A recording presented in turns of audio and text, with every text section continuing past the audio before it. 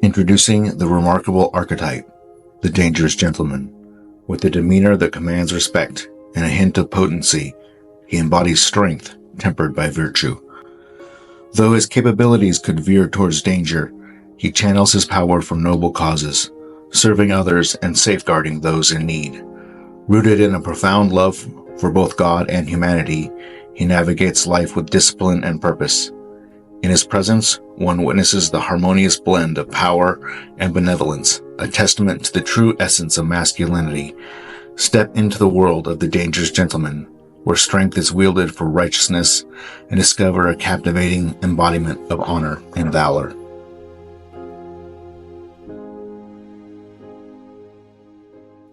Good morning, and welcome to the Dangerous Gentleman podcast. And yes, I am the Dangerous Gentleman. Let's jump right into the topic for today, which has to do with gates. We're not going to talk about gate theory, which has to do with how pain is or is not allowed into the brain by the nervous system. We're going to talk about the gate principle. But before we jump into gates, we have to talk about fences. Fences and gates are used to keep two things separate. Either you're trying to keep something in or you're trying to keep something out. Fences are not designed to be jumped, and that's why we have gates. Gates are things that allow you to travel back and forth between two areas or keep things separated. People off your property, animals in one pen and animals in another pen.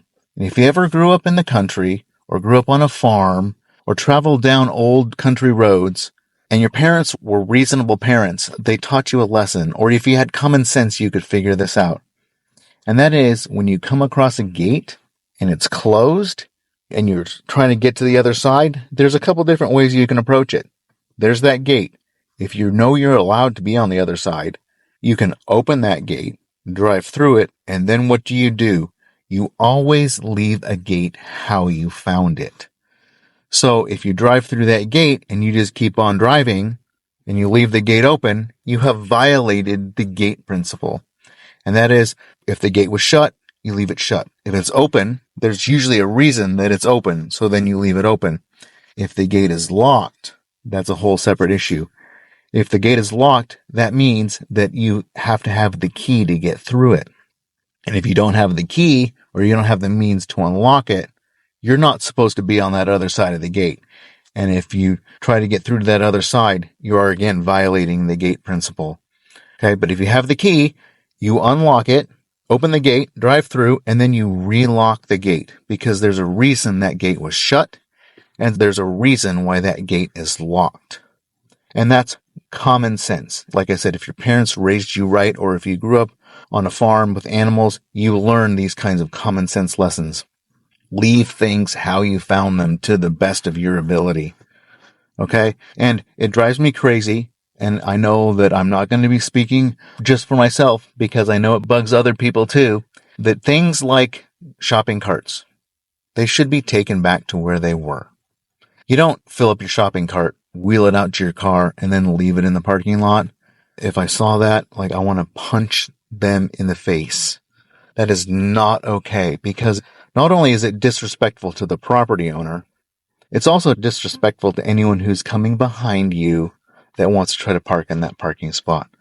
And you may have a good reason, but just don't do it. It's just not okay. It's common sense to put it back. And so much of life, like today, in today's society, people don't understand these principles of gates and common sense. Like I see people just walk across the middle of the street when there's traffic. And yeah, traffic is supposed to stop when there's a pedestrian, but that doesn't give you permission to just run right out in the middle of the street, especially when it's dark, and expect people to just stop. You're asking for trouble. And that's just a little social commentary. But let's get back to the idea of the gate principle, the fence that's keeping things apart. So we all have fences.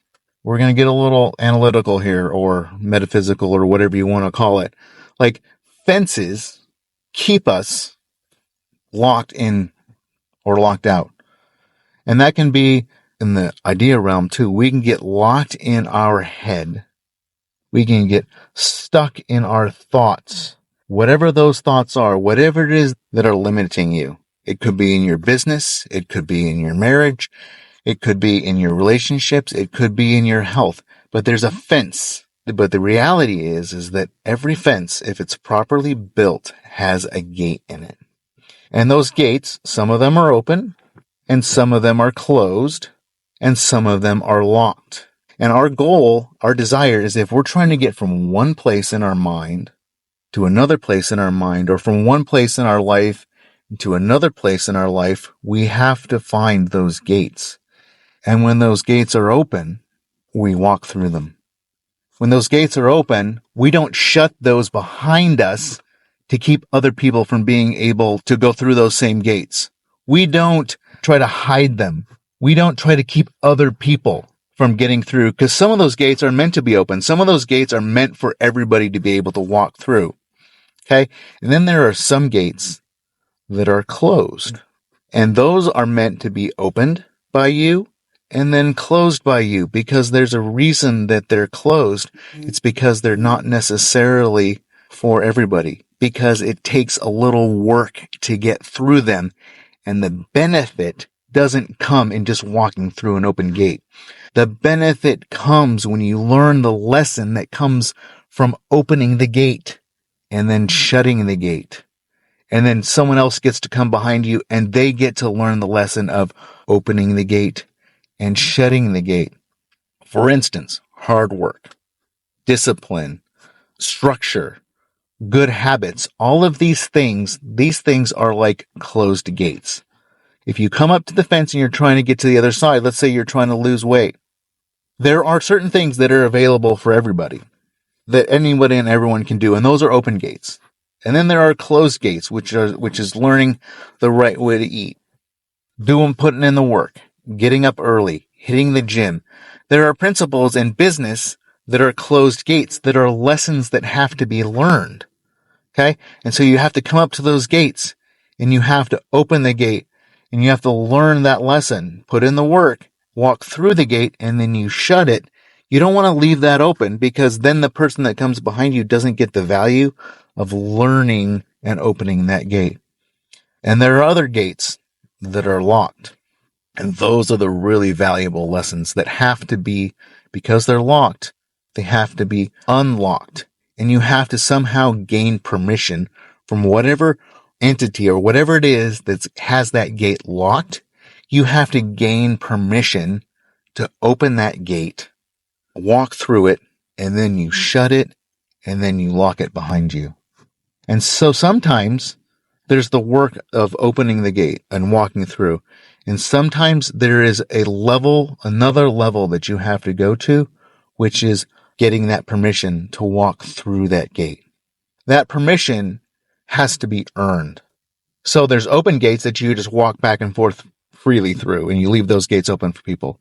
Then there are the gates that you have to put in a little bit of the work to get the gate open and then shut it again. And then there are gates that are locked, and they're locked for a reason, because you have to earn that right. You have to put in the work. You have to do it for long enough.